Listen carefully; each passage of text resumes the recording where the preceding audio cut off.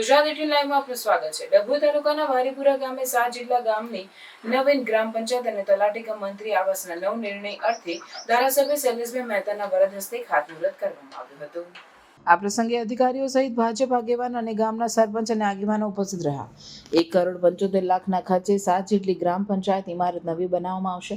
ડભોઈ તાલુકા પંચાયત હસ્તકની કેટલીક ગ્રામ પંચાયતો બિસ્માર અને કંડમ કરી દેવામાં આવી હતી, જે નવી બનાવવા માટે મંજૂરી મળતા તાલુકાના પુડા, કુંવરવાડા, રાજલી, ડાંગીકુવા, બારીપુરા, ગુજાલી અને વાયદપુરા સહિત કુલ 7 જેટલા ગામોમાં નવીન ગ્રામ પંચાયત અને એક ગ્રામ પંચાયત 25 લાખ અને કુલ 1,75,00,000ના ખર્ચે ગ્રામ પંચાયત તૈયાર થશે, જેનું ધારાસભ્ય શૈલેષભાઈ મહેતા, જિલ્લા પંચાયત ઉપપ્રમુખ વકીલ અશ્વિનભાઈ પટેલ, પૂર્વ તાલુકા પ્રમુખ દિનેશ પટેલ, તાલુકા પંચાયત પ્રમુખ રાજન તડવીના હસ્તે ખાતમુહૂર્ત બારીપુરા ગામે કરવામાં આવ્યું। આ પ્રસંગે જિલ્લા મહામંત્રી ડોક્ટર બીજે બ્રહ્મભટ્ટ, શશિકાંતભાઈ પટેલ, ભાવેશ પટેલ, નડા, દત્તુસિંહ સોલંકી, પિન્ટુભાઈ, નીરવ પટેલ સહિત ભાજપ કાર્યકરો મોટી સંખ્યામાં હાજર રહ્યા હતા। ભારતીય જનતા પક્ષની ભરોસાની સરકાર દ્વારા જે વચનો આપવામાં આવ્યા છે, તમામ વચનો પરિપૂર્ણ કરવામાં આવી રહ્યા છે। છેવાડાના ગામો સુધી સવલતો પહોંચે એના માટે સરકાર દ્વારા ગ્રાન્ટો ફાળવવામાં આવી છે।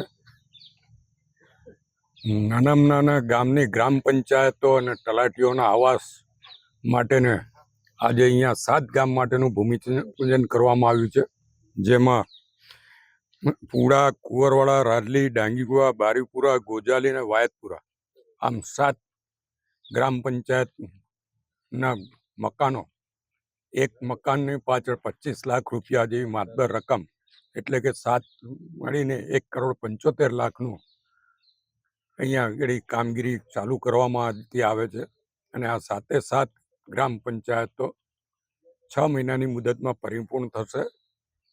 જે કામોનું ખાતમુહૂર્ત અમે કરીએ છીએ એ કામોને લોકાર્પણ પણ અમારા દ્વારા થાય છે એવું અમારા વડાપ્રધાન નરેન્દ્રભાઈ મોદીએ કહેલું છે।